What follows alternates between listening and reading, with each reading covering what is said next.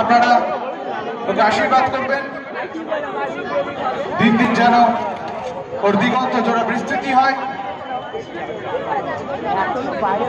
প্রতিমা অধিকারী মহাশয়া রুদ্রদীপকে বরণ করে নিলেন। ইতিমধ্যেই আমাদের মধ্যে আমাদের দুজন সম্মানীয় অতিথি এসে উপস্থিত হয়েছেন।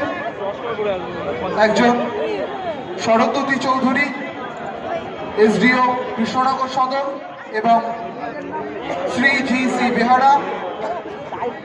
Behera SDO Nadia north. আমি উড়ানের পক্ষ থেকে ওনাদের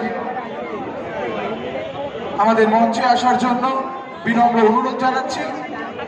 আপনারা মঞ্চে আসবেন।